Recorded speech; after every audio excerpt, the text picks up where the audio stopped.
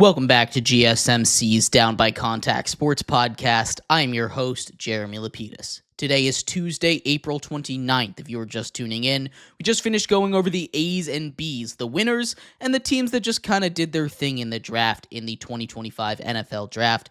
In this segment, we turn our attention to the big losers. There are 5 teams that I gave a C grade, no lower than a just normal C. There were no C minuses given out. We'll talk about those teams, why I thought they didn't have a great draft class, and much more coming up in just a second. But before we do, remember, if you would like to be an even bigger part of the show than you already are, all you need to do is go to gsmcpodcast.net. Or if you're on YouTube, you can use that super chat feature. If you do either of those two things, a message should pop up on the bottom of the screen for you, me, and everybody else around the world to see. If you do have a burning question about sports, anything at all that you would like to ask, go and throw that in the comments. Throw it in the chat. I will get to it as soon as I possibly can. I appreciate everybody so much for sticking around, talking some sports with me here on a beautiful Tuesday, April 29th. But like I was saying, we are going to get into our final part of the NFL draft grades here. Draft heavy show for you.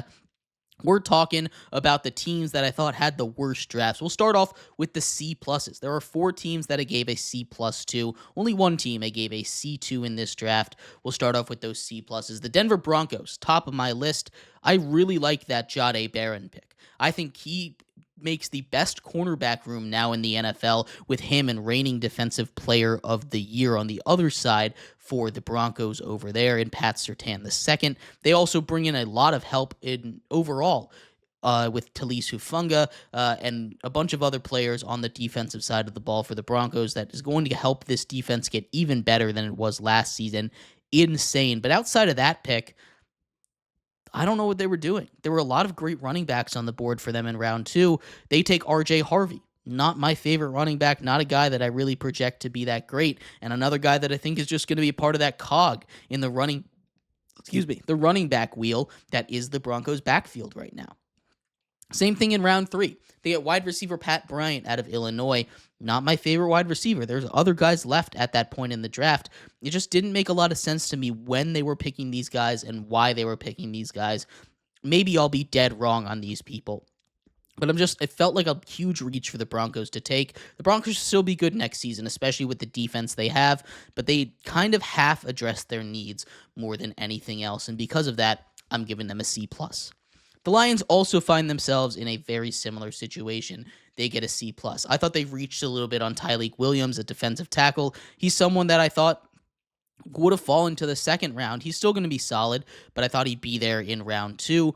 Out of Ohio State, I would have loved to see them take an edge rusher. They didn't go out and do that until way later on in the draft. I like the Tate Rutledge pick, the offensive guard out of Georgia. He's going to be big, strong, and physical exactly on that Dan Campbell Lions attitude and that Lions kind of culture there. I think he's going to fit really good for them.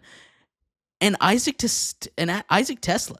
These guys, I think, are just not the greatest pick, right? Again, I thought they reached for him. They traded up to get him. They moved a bunch of picks to get him in round 3. So they see something they really like. But this one doesn't feel the same as when they really fell in love with Jahmyr Gibbs. Jahmyr Gibbs, everyone knew was going to be a good player. He was someone that was mocked near the end of first round, early round 2. Isaac Tesla, not a guy really feeling that same kind of love that Jahmyr Gibbs was feeling at that time. Maybe I'll be dead wrong about him, but because of that, they get a C+.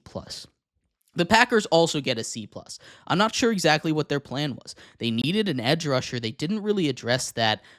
There wasn't really a true wide receiver 1. This feels like a weird time for them to say, we're going to break our curse of never picking a wide receiver in the first round. In fact, 2 of their first 3 picks were wide receivers. And Matthew Golden, a guy that I think can step up and be really good for them. I like that pick. And Savion Williams out of TCU, a guy that reminds me of Kadarius Toney a lot with his speed and ability with the ball in his hands, but he doesn't have the greatest hands. He bobbles the ball a lot. He likes to run before he has the ball in his hands. He doesn't look the ball in. He drops the ball way too much. In round 3, that seems a lot, and they didn't address corner until round 7 when they took Micah Robinson. They're letting go of Jair Alexander, most likely. They can't find a trade partner for him right now, but they just didn't address their needs, and they have too many wide receivers on the same tier as Savion Williams.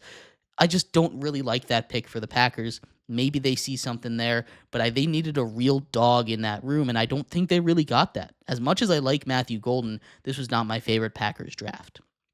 Another team that gets a C plus, the Buccaneers. I like the players the Buccaneers team took, especially the corners in round 2 and 3, and Benjamin Morrison and Jacob Parrish. I love Emeka Egbuka, what he's going to be able to bring in round 1, but I gave him a C plus because, well, this just doesn't fit their team, right? They don't need Ibuka. That's an unnecessary luxury when you had a lot of needs, especially at linebacker. You had Jahad Campbell sitting there. You could have addressed a little more on the defensive side, getting a top-tier corner like a Jahdae Barron or like a Will Johnson. Instead, you wait till the second tier of corners to get Benjamin Morrison and eventually Jacob Parrish, both guys that are a little bit lower on my board. This is a Bucs plan that I see the vision. I do see the vision, but it just feels a little bit out of order. They've got too many good receivers to put so many resources into the receiver when you could have just done a little bit more on the defense side of the ball to make your team more complete.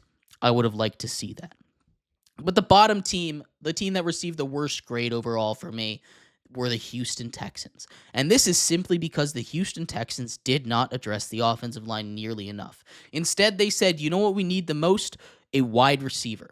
They went out and they got Jadon Higgins out of Iowa State. They went and got Jalen Noel out of Iowa State. Both of these guys are solid in their own right for round 2 and round 3, but they needed an offensive lineman. They moved off of Laramie Tunsil. They dismantled that entire awful offensive line. The only offensive lineman that they went for was in round 2 with Ariante Irsay, who I think is a fine pick, and I think he's going to be good, but he's not enough to fix this team on its own. This is a team that's biggest issue was the offensive line. CJ Stroud was getting murdered back there in the pocket. Instead, they say, you know what? We don't have enough receivers, which is true. Tank Dell being injured, Stephon Diggs moved off to the Patriots this offseason. You still have Nico Collins. You still have running backs that can tote the rock for you. But if you don't have an offensive line, it's not going to matter. And because of that, this is a Texans team that I think just had the worst draft overall.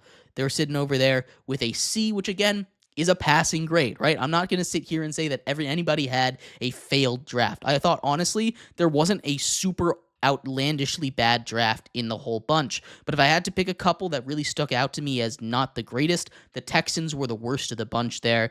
They get a C, not the end of the world, but still, I would have liked to see them address that offensive line a lot more.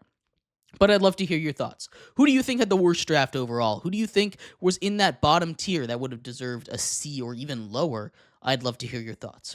We're going to take a quick break. When we come back, we turn our attention over to the world of the 49ers. The 49ers have been busy right now. They extended George Kittle, talks about potentially extending now Brock Purdy. We'll talk about how the draft affects it, how much money he might get, and what we might expect for the 49ers as we head into yet another tumultuous offseason for them.